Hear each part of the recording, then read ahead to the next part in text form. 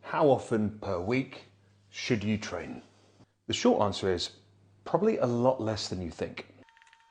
Ultimately, the amount of muscle mass that your body holds is directly proportionate to the magnitude of training stimulus you subject it to. The big guys are big because over time they've summated the capacity to lift with relatively high intensity. That's because with higher intensity training, be that through using larger weights, increasing session density, integrating supersets, the stimulus for growth is even greater.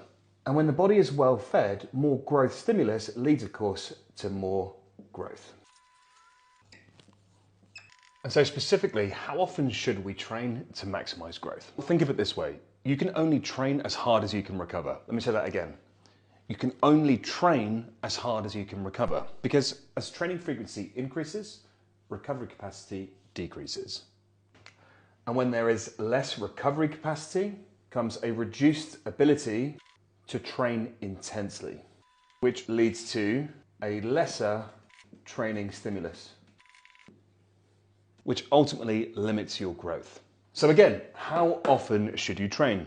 As often as your recovery permits. For some, this means 3 days a week. For most, it's going to be 4, maximum 5 days. And for most people, 6 or 7 days is going to be highly counterproductive.